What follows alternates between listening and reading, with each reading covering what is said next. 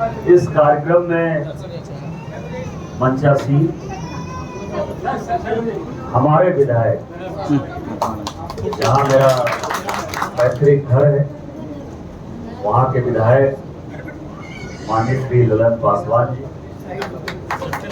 नहीं हो पाएगा सर। इस कार्यक्रम की पूरी रूपरेखा बनाने वाले रंजीत दास जी, हमारे छोटे भक्ति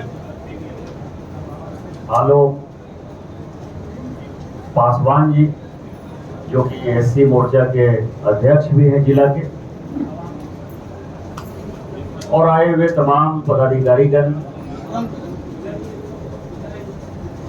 बहनों भाइयों, मीडिया कर्मी। आज हम पूरा परिवार ही इस कार्यक्रम में सम्मिलित होने के लिए आए हैं। ललन पासवान जी हमारे विधायक हैं, घर के हैं, तो ये भी आए हैं। उनके छोटे भाई आलोक हैं, मेरा छोटा भाई यहाँ संतोष बैठा हुआ है, और मेरा बेटा जो है ये कनिष्क बैठा हुआ, और मेरे एक भाई और आए हैं उत्तर प्रदेश से, चुनाव लड़े थे जौनपुर से, अजय दुबे साहब आए हुए। तो आप समझ सकते हैं कि हमारे लिए ये कार्यक्रम कितना महत्वपूर्ण होगा। मैं अभी ललन जी को सुन रहा था, और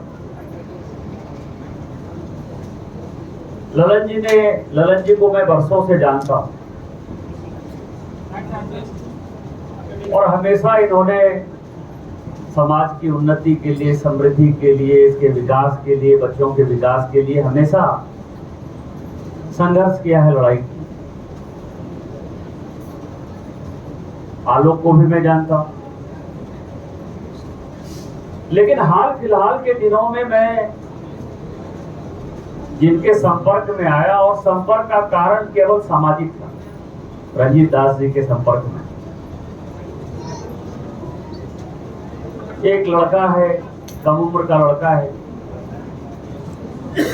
और वो समाज के लिए नहीं, अम्बेडकर, बाबा साहब अम्बेडकर, जिन्होंने कि हमें संविधान दिया, जिनके कारण हमारे जैसे लोग सांसद विधायक हैं। यदि बाबा साहब अम्बेडकर का संविधान नहीं होता तो शायद मैं एमपी नहीं होता, ललन जी भी एमपी नहीं मिले हैं। उनकी एक भव्य प्रतिमा निर्माण कर रहा है, मतलब छोटी सी चीज, कोई बड़ी चीज नहीं है, या कोई ऐसा नहीं है कि कोई ऐसा डिमांड है जो कि बड़ा डिमांड है। अखबारों में मैं पढ़ता रहा, और ये पता चला कि यहाँ की जो स्थानीय राज्य सरकार है, कांग्रेस की सरकार और झारखंड मुक्ति मोर्चा की सरकार, और जिला प्रशासन है जिसका नेतृत्व अभी जो मेरे खिलाफ कांग्रेस के उम्मीदवार हैं वो, क्योंकि वही सबसे प्रभावी विधायक, और जितने विधायक हैं वो सभी उसका विरोध कर रहे हैं कि हम इस जगह पर, संयोग से बात करते करते मेरा भतीजा भी यहाँ आ गया है रेवर, तो आप समझ सकते हैं पूरा परिवार ही पहुंच गया, तो उसका पूरा प्रशासन विरोध कर रहा है। मैंने कहीं से नंबर लिया और मैंने बातचीत करके उसको समझने की कोशिश की। उन्होंने मुझे एक नक्शा व्हाट्सएप किया कि ये बाबा साहब अम्बेडकर की प्रतिमा हम पुराने समारोहनालय के सामने जो है बिठाना चाहते हैं, और ये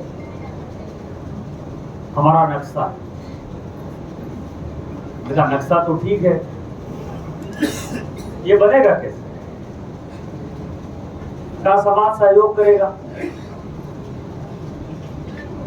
हमने बिना उनके कुछ बोले हुए कहा कि आप बहुत बढ़िया काम कर रहे हैं, समाज के लिए इससे बढ़िया कोई काम नहीं हो सकता है, बाबा साहब अम्बेडकर को इससे बड़ी श्रद्धांजलि नहीं हो सकती। और मेरा आपका तन मन धन से सहयोग, और मुझे लगा कि बाबा साहब अम्बेडकर किसी एक समुदाय विशेष के नेता नहीं है, वो देश के नेता हैं। उन्होंने पूरा संविधान बनाया, 140 करोड़ लोग आज जिनके कारण की सांस ले पा रहे हैं, वो बाबा साहब अम्बेडकर का संविधान है, वो बाइबल है, वो रामायण है, महाभारत और गीता है।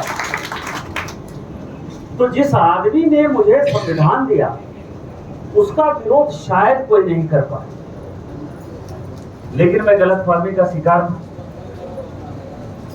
राज्य सरकार ने जगह देने से मना कर दिया, राज्य सरकार ने वहां प्रतिमा स्थापित करने के लिए कोई भी कार्यक्रम करने से मना कर दिया। और ये सब चुनाव के बहुत पहले की बात है, ऐसा नहीं है कि चुनाव अभी आ गया तो चुनाव के समय की बात है। ये संगठन जो है लगातार काम करते रहता है, आलोक भी लगातार हमारे संगठन में काम करते रहते हैं, लेकिन आपका जो संगठन है रंजीत के नेतृत्व में, वो लगातार इसी चीज के लिए प्रयासरत रहता है।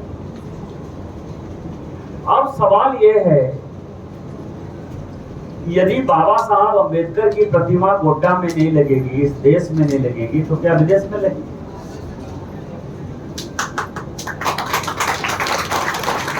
किस बात का विरोध है? क्या वो महापुरुष नहीं है? क्या उन्होंने आजादी नहीं दिलाई? क्या उन्होंने हमको संविधान नहीं दिया? जिस संविधान रक्षा की बात आज कांग्रेस या कांग्रेस पार्टी के लोग कर रहे हैं, संविधान बचाओ, संविधान बचाओ, संविधान बचाओ, उस संविधान की हत्या गोड्डा में कौन कर रहा है?